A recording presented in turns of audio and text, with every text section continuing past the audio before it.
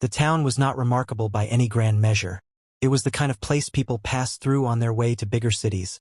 A place where dirt roads still cut across clusters of humble houses, and where everyone knew each other's names, stories, and secrets.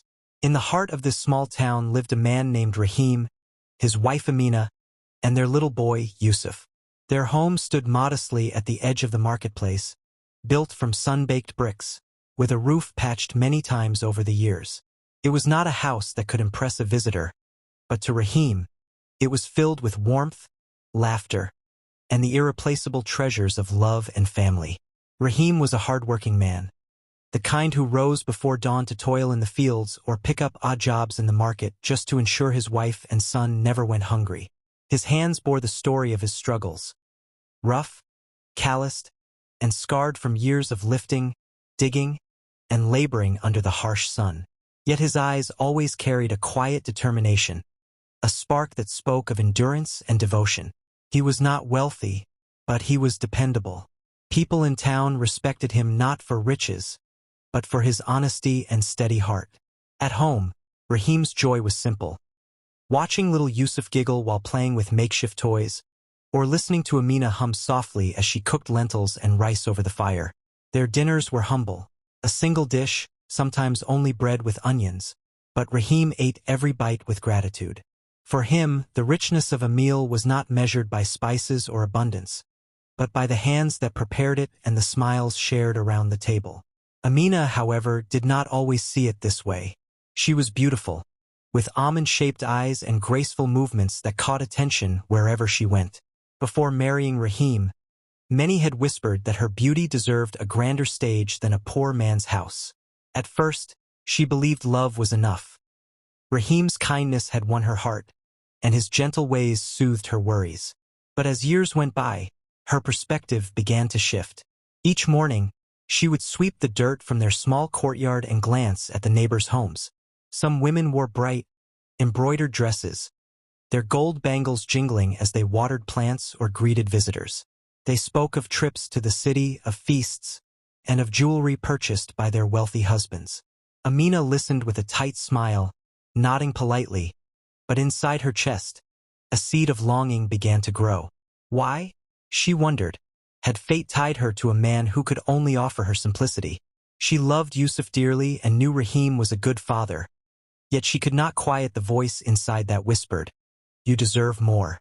The more she compared her life to others, the more restless she became. When she went to the market, she saw women stepping down from cars, their faces powdered, their scarves shining with silk threads. She watched them purchase bags full of goods while she haggled over the price of vegetables. Her cheeks burned with embarrassment. Rahim noticed the subtle changes in her. He saw the way her laughter had grown rare, the way she stared off into the distance as though dreaming of another world. One evening, after Yusuf had fallen asleep, he reached across the wooden table and gently asked, "Amina, are you unhappy?" She blinked, startled, then forced a smile. "No, Rahim. I'm just tired. That's all. You work so hard. And sometimes I wish life were easier for you." Her words were kind, but her eyes betrayed her. Rahim's heart sank. He wanted desperately to give her more, to bring home fine fabrics, to place gold bangles on her wrists, to build a bigger house where Yusuf could run without stepping into puddles when it rained. But no matter how many hours he worked, the money was just enough for survival. The burden of his limitations weighed heavily on him, though he never let it show. Despite his fears, Rahim continued to pour love into every action. He carved little wooden toys for Yusuf during rare breaks. He brought home flowers for Amina when he could find them growing wild near the fields. And he told stories by lantern light to make his family laugh. He believed with all his soul that love was enough, that one day, Amina would see that happiness could not be bought with gold or power. But Amina's heart was not at rest. She began to feel trapped, like a bird in a cage too small for her wings. Each night, as Rahim snored softly beside her, she stared at the ceiling and wondered what life might look like if she had chosen differently. If she had married someone wealthy, someone who could lift her above the struggles of poverty. One evening, Yusuf ran to her, clutching a drawing he had made with charcoal on a scrap of paper. "Mama, look," It's us, Papa, you and me. The picture was crooked and childlike, yet full of love. Amina smiled weakly and hugged him, but as she pressed the paper to her chest, tears pricked her eyes. Is this all my life will be? She thought. Just drawings and hunger and endless struggle? Little did she know, her discontent would soon draw her into a path she could never have imagined. For while Rahim saw their life as a treasure of love, Amina saw it as a prison of lack. And when temptation arrived, dressed in wealth and promises, her restless heart would be tested in ways that would forever change their family's story. For now, the simple family life continued. The nights were filled with the smell of lentils cooking, the sound of Yusuf's laughter, and the quiet prayers Rahim whispered as he looked at his sleeping wife and child. He prayed that they would one day understand the depth of his love, even if he could not give them riches. He had no idea that the greatest test of his love was already on its way. Life in the small town rolled on with the same rhythm. Market days buzzing with chatter, evenings filled with smoke from cooking fires, and the occasional grand arrival of outsiders whose wealth seemed to glitter like jewels against the dusty streets. It was during one such arrival that Amina's world began to tilt. The man was a politician, powerful, wealthy, and deeply influential. His name was Malik Rahman. He was not young, but he carried himself with the confidence of someone accustomed to command. His black car, sleek and polished, would glide into town, sending children running after it and neighbors peeking from behind curtains. He came to visit his supporters, hold meetings, and remind the people that he was their protector. But beneath the charm, everyone knew he was a man of ambition, wealth, and appetite. The first time Amina saw him, she was on her way to the well, carrying an empty pot balanced gracefully on her head.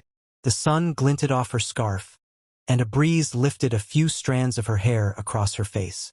Malik, stepping out of his car surrounded by aides, stopped in his tracks. His eyes lingered on her longer than they should have. Amina, aware of his gaze, lowered her eyes quickly, but her cheeks flushed with a heat she could not name. That evening, as she prepared dinner for Rahim and Yusuf, her mind returned again and again to the man's gaze. She scolded herself for thinking about it, yet the image of his fine clothes and polished shoes would not leave her. Compared to Rahim's patched shirt and worn sandals, Malik looked like someone from another world. Days later, Malik passed by the marketplace again. This time, he did not let the opportunity slip. He instructed one of his men to purchase fruit from the stall where Amina often shopped. When he saw her again, he greeted her directly. "You carry yourself with grace," he said smoothly, his voice low but commanding. "This town is lucky to have such beauty among its people." Amina froze, her heart pounding. No one had ever spoken to her that way, not even Rahim, whose love was steady but shy, always expressed more through actions than words. She managed a polite nod, but the compliment echoed in her ears long after Malik's car disappeared down the road. That night, as Rahim returned from a long day of work, his shirt soaked with sweat, he smiled wearily at Amina. "I managed to get extra grain today," he said proudly. "We'll have enough for Yusuf this week without worrying." Amina smiled faintly, but her heart did not stir. She remembered Malik's words, his refined voice, his confident presence. The contrast between her husband's humble pride and the politician's dazzling world grew sharper in her mind. Soon, Malik began finding excuses to see her. He would slow his car as he passed her house, sometimes lowering the window to greet her. On one occasion, he stopped completely and offered her a ride to the market. "It's too hot to walk," he said, his smile charming. "Allow me to be of service." She hesitated, knowing whispers would follow if anyone saw her. But temptation pulled stronger than caution. She accepted. The leather seats, the cool breeze of the air conditioning, the faint scent of imported cologne. Everything about that car felt like stepping into another life. Malik spoke to her gently, asking about her family, her dreams, her desires. He listened with attentiveness Rahim rarely had the time to give after long hours of labor. "You deserve more than this town can give you," Malik told her one afternoon, his eyes locking with hers. "A woman like you should live in comfort, not in struggle. Why waste your youth waiting for a man who cannot lift you from poverty? The words sliced into her heart. She had thought them herself many times, but hearing them spoken aloud by someone of power made them feel undeniable. At home, Rahim sensed the growing distance. He would find her staring off into the distance, meals cooked with less care, laughter fading from her lips. One evening, he tried again to reach her. "Amina," he said softly, holding her hand across the table. "I know life is not easy, but I promise, as long as I breathe, you and Yusuf will never go without food or shelter." She nodded, but her eyes flickered with something else. Restlessness, dissatisfaction. In her heart, she thought food and shelter are not enough. "I want more. I want to be seen, admired, cherished like the women who step out of fine cars with diamonds around their necks." Malik knew exactly how to feed this hunger. He began sending gifts discreetly, silk scarves, small trinkets, even imported perfumes. At first, Amina hid them guiltily, but soon the thrill overtook her fear. She draped the scarf over her shoulders in secret, inhaled the fragrance, and imagined herself as the wife of a powerful man, stepping into ballrooms instead of smoky kitchens. The town began to notice changes. Whispers floated in the marketplace. "Have you seen Amina? She wears things no poor man could buy." Others nodded knowingly. Gossip spread like fire, but Amina ignored it. She felt alive for the first time in years, as though someone had finally seen her worth. One day, Malik made his intentions clear. "Come with me," he urged, his voice persuasive. "Leave behind the life of struggle. I will give you everything you've ever wanted: wealth, comfort, and a place by my side. You will never lift another heavy pot, never worry about coins for bread. You belong in my world, not trapped in a poor man's house." Amina's breath caught. The vision he painted was irresistible, but with it came the shadow of her husband's face. Rahim's tired but kind eyes, his rough hands holding Yusuf with tenderness. Her heart twisted, caught between loyalty and longing. That night, she could not sleep. Yusuf stirred beside her, murmuring softly in his dreams. She brushed his hair back, tears stinging her eyes. How could she abandon her child? But then she imagined Malik's world again. The laughter, the feasts, the silks, and the tears dried into bitterness. "Am I to spend my whole life in poverty?" she thought. "Do I not deserve more than endless struggle?"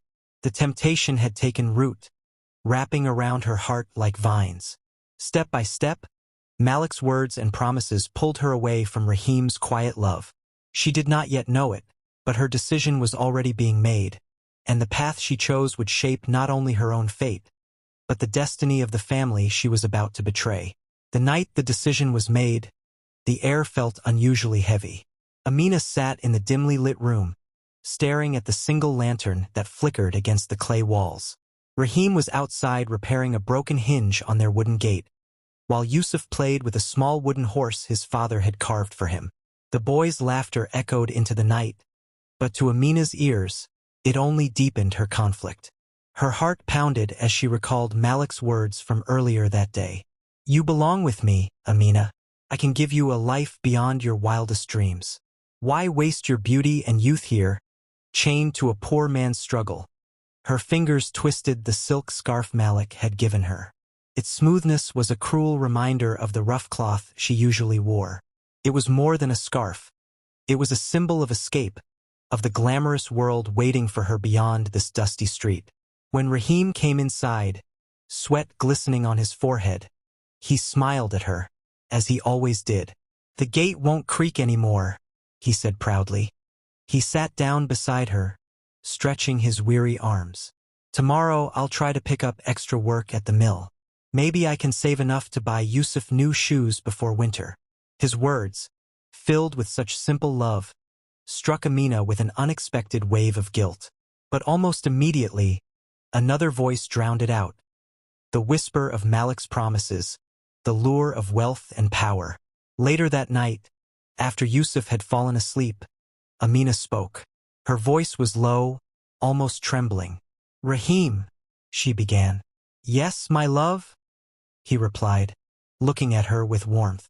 Her lips parted, but the words caught in her throat. How could she say it? How could she shatter the heart of the man who had given her nothing but loyalty? She looked into his eyes and saw exhaustion, devotion, and hope, all for her and their child. Yet instead of softening her resolve, it hardened her heart. Hope cannot feed me. Devotion cannot buy Yusuf a future. Love cannot buy freedom. She stammered, finally pulling her gaze away. I'm leaving. Rahim blinked, confused. Leaving? Where? She swallowed hard, clutching the scarf in her lap. I can't stay here anymore. I'm tired of this life. Rahim, tired of scraping by, of wearing the same clothes, of eating the same food. I want more. And someone else can give it to me. The silence that followed was suffocating. For a moment, Rahim thought he had misheard. His heart thudded in his chest, and he leaned forward, his voice shaking. What are you saying, Amina?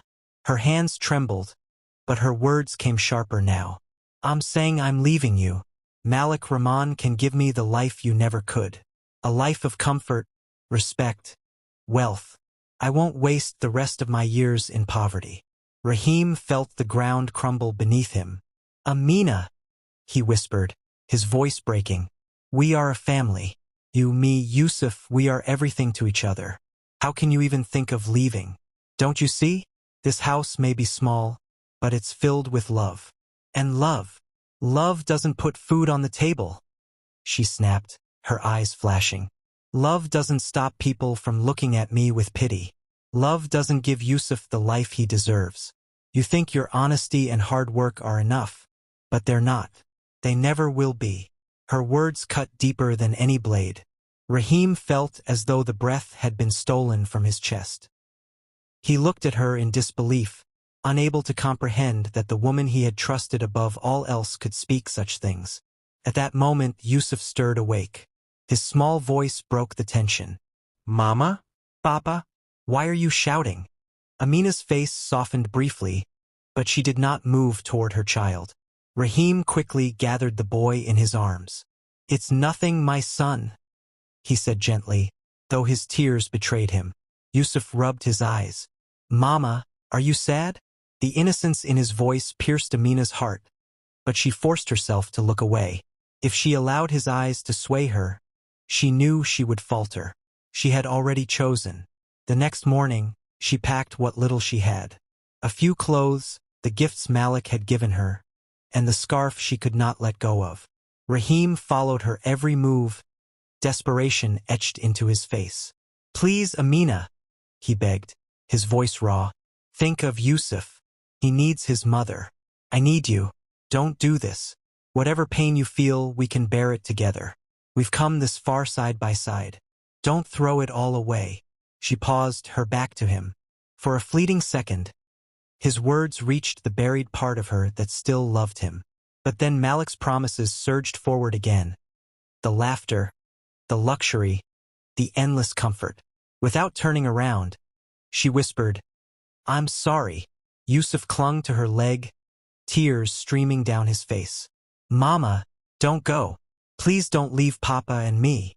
Her chest constricted painfully, but she pried his tiny hands away. Be good, Yusuf. Your father will take care of you. And with that, she walked out. Rahim stood frozen, holding his sobbing child, watching as the woman he loved disappeared into the distance. His body ached to run after her, to drag her back, but his soul knew she was already gone. The door had closed, not just the wooden one of their home, but the door of her heart. That evening, as Rahim sat with Yusuf in his arms, silence wrapped around them like a shroud. The boy asked again and again when Mama would return. Rahim could not answer. He kissed his son's forehead and whispered, It's just you and me now. Meanwhile, Amina sat in Malik's car, her eyes fixed on the road ahead. The town grew smaller in the rearview mirror, the cries of her child echoing in her memory. She pressed the silk scarf to her lips, trying to drown out the sound of Rahim's broken voice. But deep inside, a shadow of guilt followed her into the glittering world she thought she desired. She had abandoned love for wealth, loyalty for luxury, family for fantasy. And though she did not yet know it, the price of her betrayal would one day come crashing down upon her in ways she could never imagine. At first, Amina believed she had stepped into a dream. Malik Rahman's world was everything she had once envied and imagined. A mansion with white marble floors, chandeliers that glittered like stars, silk curtains that swayed in the breeze of imported fans, and a staff of servants who rushed to her every command. The very first night she arrived, Malik gifted her a set of golden bangles that jingled on her wrists with every movement. "A queen deserves to be adorned," he told her smoothly. Amina smiled, dazzled, allowing the illusion to wrap itself around her like a velvet cloak. For the first time in her life, she ate food she hadn't cooked, wore clothes she hadn't stitched, and slept on a bed softer than clouds. But with each passing day, the dream began to reveal its cracks. At Malik's parties, she was paraded like a trophy. Men in suits and women in gowns admired her beauty, but their compliments were shallow, their laughter empty. Malik would place his hand firmly on her back, guiding her through crowds as if to say, "This is mine. Look what I possess." At first, she mistook this for pride, but slowly, she realized it was ownership. She was not cherished for her soul, her kindness, or her thoughts. She was cherished for her face, her body, her ability to make Malik look more powerful in front of his peers. Conversations with him grew shorter. Where once he had whispered promises of devotion, he now gave commands. "Wear this dress tonight. It matches the senator's wife's gown. Smile more. Don't sit quietly like a villager. Don't ask questions about where I go. Just be ready when I need you." Amina nodded, obeying, but inside her spirit began to shrink. She tried to silence the voice inside that asked, "Is this really better than Rahim's simple words of love?" Months turned into years, and her beauty, though still striking, began to fade under the weight of constant comparison. Malik grew impatient with her insecurities, his attention wandering to younger women at his gatherings. Amina noticed the way his eyes lingered on them, the way his laughter rang louder in their company. One evening, unable to hold back, she asked, "Do you still love me?" Malik looked at her as though she were a child asking a foolish question. "Love? My dear, love is for poets and beggars. What we have is an arrangement. You make me look good, and I give you everything you could want. Don't ruin it by being sentimental." His words struck like a whip. Amina turned away, tears pricking her eyes. She thought back to Rahim, who, despite having so little, had always spoken to her with tenderness. Malik had wealth, but his words were cold stone compared to Rahim's warmth. As time passed, Malik's political ambitions grew. Scandals erupted, rumors of corruption, accusations of dishonor. The newspapers screamed his name, and whispers spread in the streets. Amina expected him to lean on her for support, but instead, he distanced himself. "You're too much of a liability," he snapped one night after a particularly heated phone call. "Do you think people don't talk about where I found you? Do you think they don't sneer behind my back because I took a poor man's wife? I don't need sympathy from you. Stay quiet, stay in the background, and for God's sake, don't draw attention." The walls of the mansion felt like a prison. She wandered its halls in silence, the laughter of servants echoing faintly, but no laughter of her own. The silk scarves and golden bangles that once made her feel like a queen now felt like chains. She wore them not with pride, but with resignation. At night, alone in her room, she stared at her reflection. The kohl around her eyes could not hide the hollowness within. She would trace her fingers across the gold jewelry Malik had given her and feel nothing but emptiness. "What have I done?" she asked herself night after night. "I left behind the man who loved me truly, the child who needed me, all for this? For riches that do not warm my heart?" One evening, she sneaked into the servants' quarters to sit with a young maid who reminded her of Yusuf. The girl laughed easily, sharing stories of her own family. Amina listened, tears streaming silently down her face. She realized how much she missed hearing Yusuf's voice, how much she longed for Rahim's steady presence. But regret is a cruel companion. It does not undo the past. It only deepens the wound. The final blow came when Malik announced he would be leaving the country for several months to handle matters abroad. He told her bluntly, "You will stay here. I don't need distractions. Don't expect to hear from me often." "Am I nothing to you now?" she asked, her voice trembling. He laughed coldly. "You were never anything more than decoration, Amina. Did you really think you were irreplaceable? There are countless women who would take your place in an instant."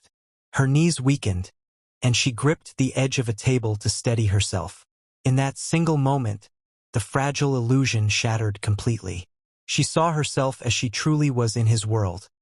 Not a partner, not a wife, not even a cherished lover.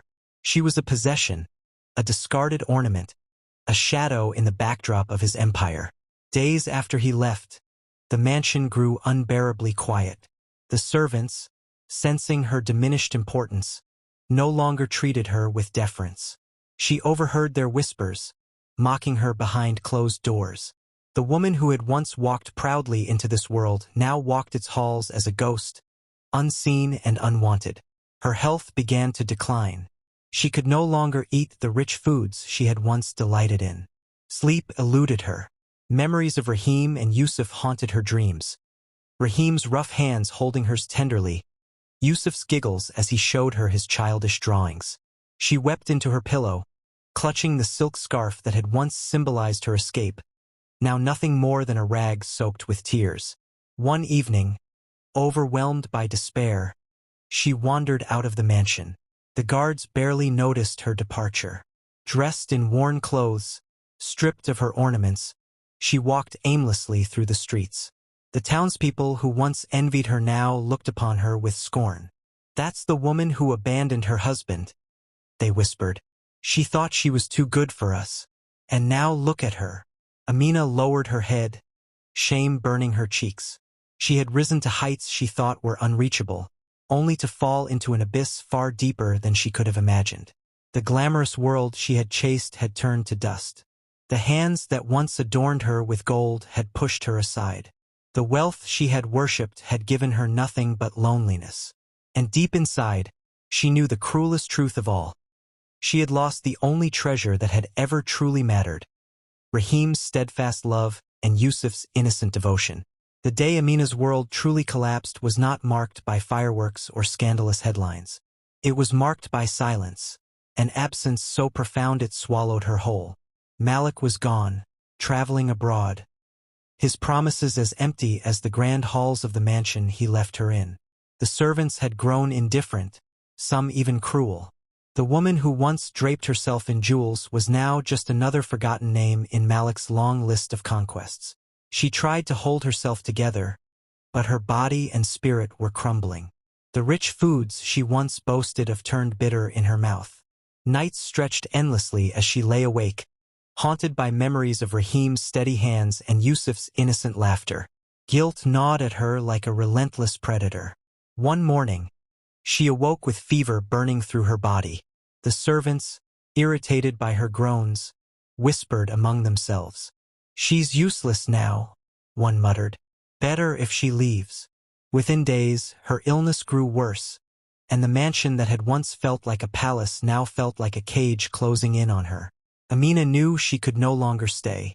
With trembling hands, she wrapped herself in a plain shawl and staggered out of the mansion's gates. The guards did not stop her. Why would they? She was no longer important. To them, she was nothing more than a discarded ornament, a forgotten shadow. The streets greeted her harshly. Dust clung to her feet, and the hot sun scorched her pale, fevered skin. She wandered aimlessly, each step weaker than the last. Her once beautiful face was gaunt, her eyes hollow, her lips dry and cracked. No one recognized the woman who had once been paraded like a jewel at Malik's side. Or worse, those who did recognize her turned away. "That's Amina," someone whispered as she stumbled through the marketplace. "She's the one who left her husband and child for Malik Rahman." Another voice, filled with contempt, sneered. "And now look at her. What good did her gold bring her?" Their words stung like knives, but she had no strength to answer. Hunger gnawed at her belly, thirst parched her throat. She reached out to a fruit vendor, her voice weak. "Please, just a little water." The man pulled back his jug. No. "Go ask the man you abandoned everything for. Don't come here begging." Her heart sank, heavier than her weakening body. She staggered on, her vision blurring. Every face she passed turned away. The community she had once known would not forgive her betrayal. To them, she was a cautionary tale, a living lesson in greed and disloyalty. By evening, her strength gave out. She collapsed at the side of the road, dust rising around her frail body. The world spun, and voices faded into silence. She whispered brokenly, "Rahim, Yusuf." Tears slid down her cheeks as her eyes fluttered closed. It was then, at her weakest and most forsaken moment, that fate intervened. Through the haze of fever and despair, she felt someone's arms lifting her gently from the ground. For a moment, she thought it was a dream, that Malik had returned to reclaim her. But when she forced her eyes open, what she saw shattered her completely. It was Rahim. His face was older, worn from years of hard labor and the weight of raising Yusuf alone. His beard was sprinkled with gray, his clothes simple and patched.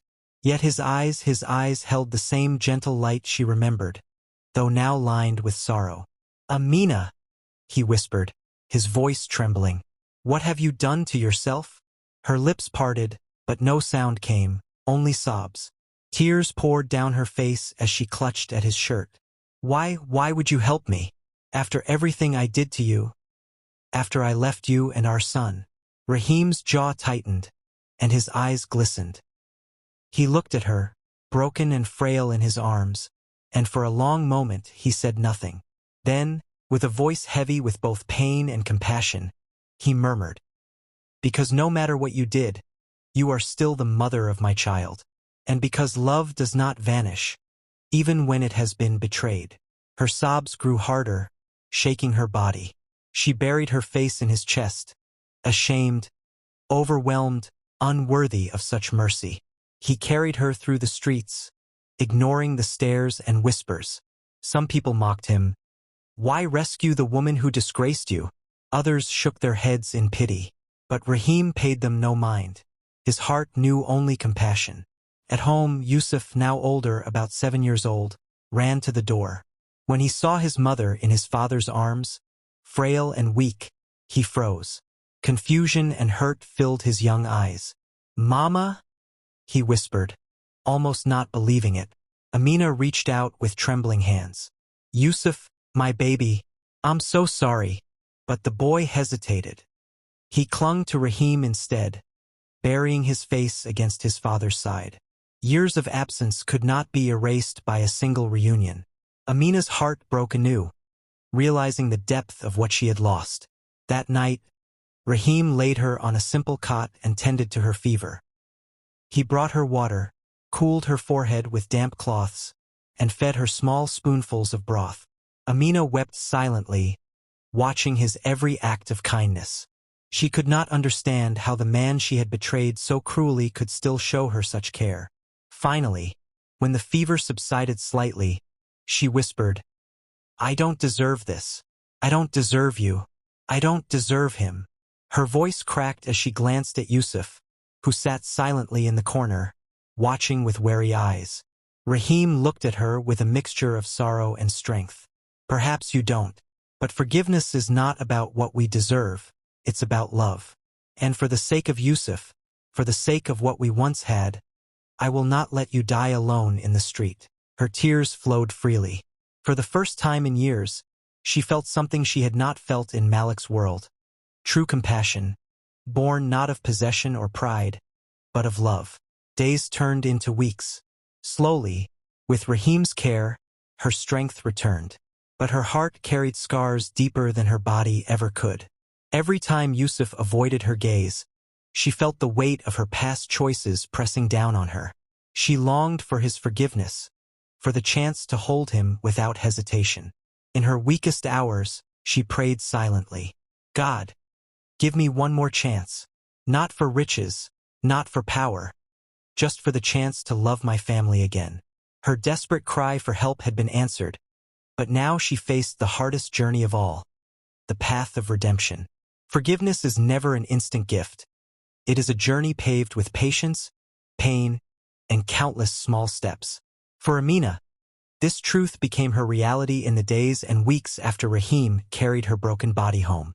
The fever had left her weak, but not as weak as the guilt that gnawed at her spirit. Every glance at Yusuf reminded her of the years she had abandoned him. Every act of kindness from Rahim pierced her heart with both gratitude and shame. She felt like a stranger in her own family, an intruder who had forfeited her place long ago. At first, Yusuf refused to speak to her. Whenever she tried to reach out, he would hide behind Rahim's legs or escape into the yard. His little face, so like Rahim's but with her eyes, would harden with confusion and quiet hurt. Amina could not blame him. To a child, years of absence felt like a lifetime. "Yusuf," she whispered one evening, her voice trembling as she sat on the floor beside him. "I know I left you. I know I hurt you more than anyone ever should. But please, give me a chance to show you that I love you." The boy's lips quivered, but he turned away, clutching his wooden toy tightly. "You chose someone else instead of us?" he murmured, his words stabbing deeper than any knife.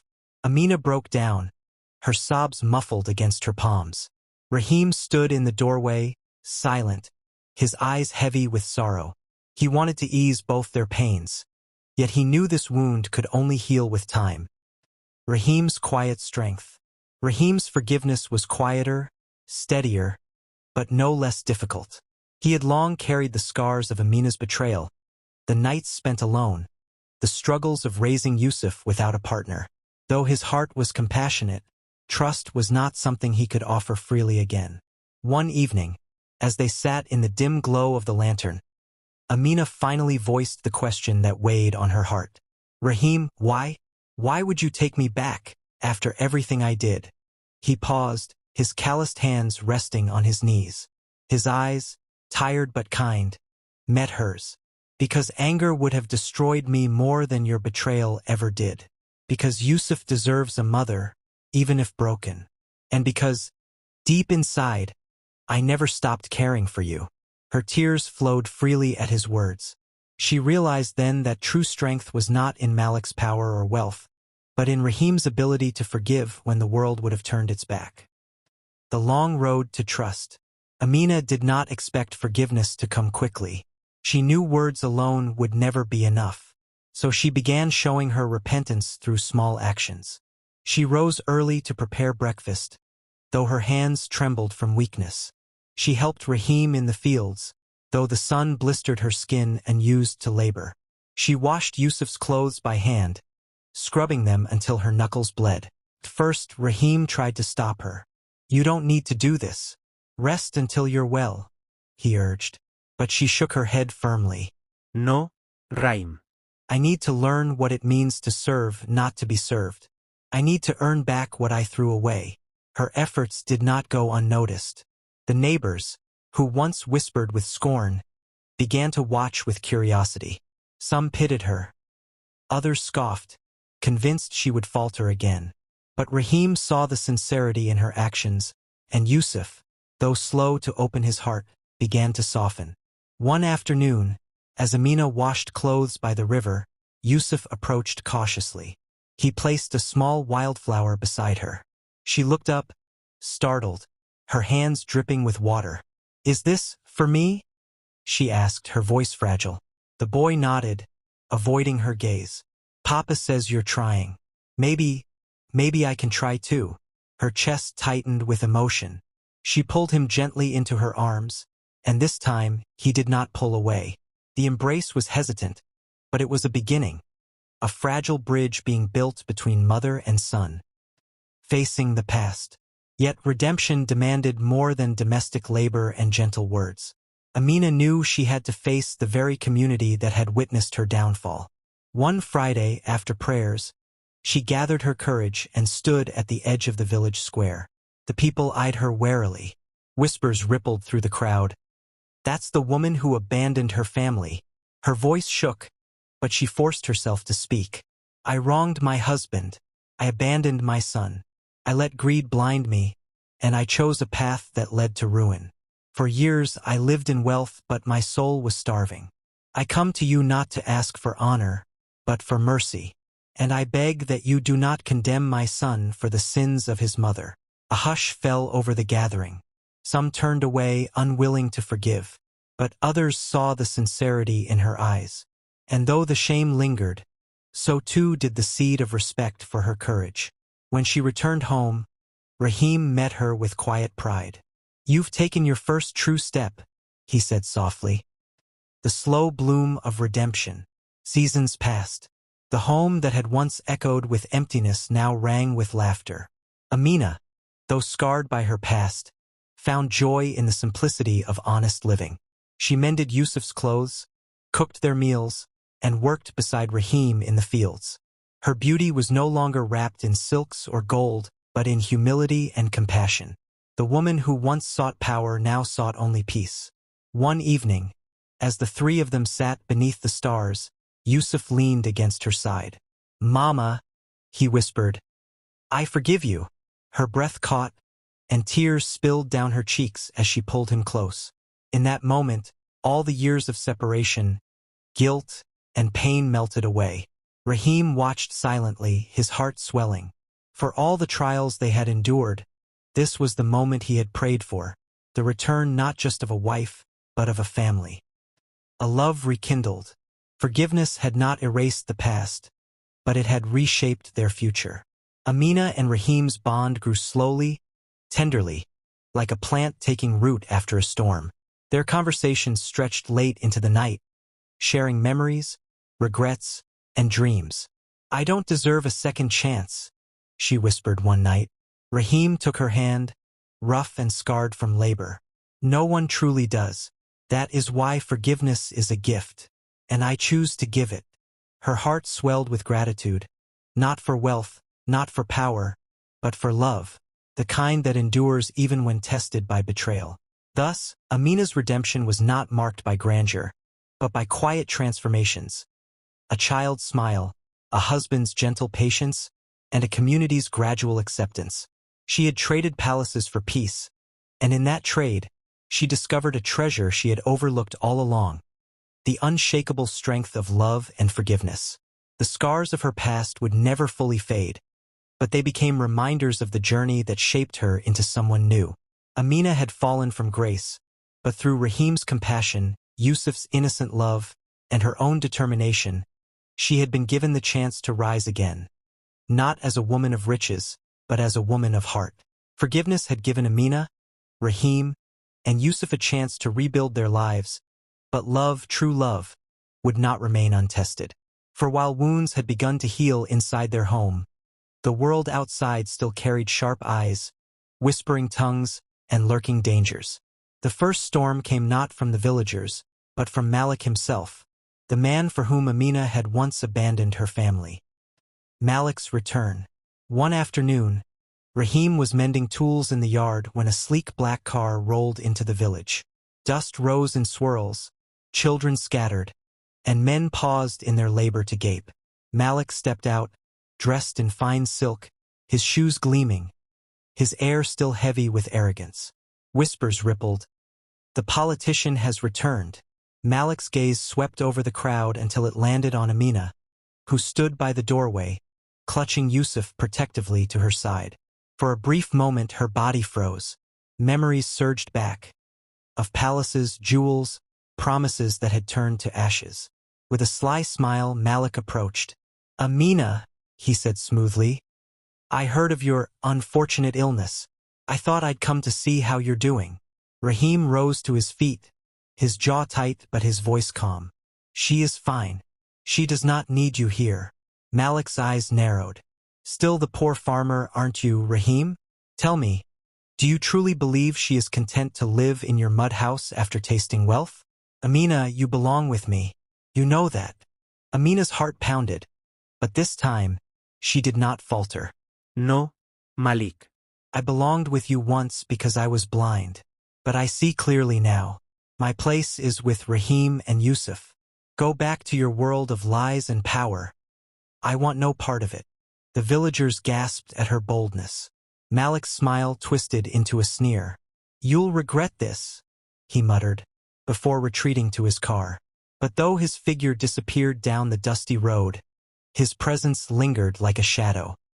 The villagers' judgment. After Malik's visit, gossip spread like wildfire. Some praised Amina's courage, but others were less forgiving. She was tempted once. She could be tempted again, an old woman muttered. Rahim is a fool to take her back, another whispered. Mark my words, trouble will follow. Amina bore the whispers in silence, but each word pierced her. She wanted desperately to prove she had changed, yet she could not silence every tongue. Rahim noticed the way her shoulders drooped when she passed the marketplace, how she avoided gatherings where once she would have been the center of attention. One evening, he took her hand gently. Let them talk. Their words cannot undo what we're building here. Trust is not earned from them.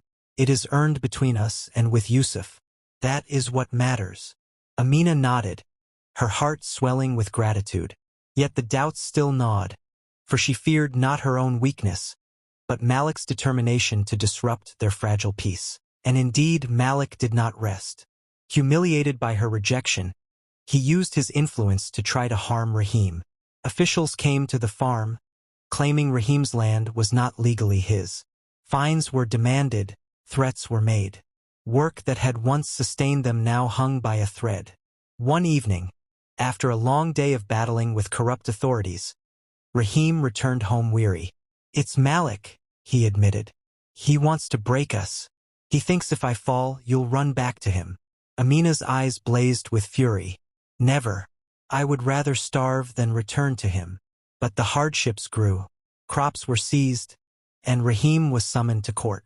The villagers, fearful of Malik's wrath, offered little support.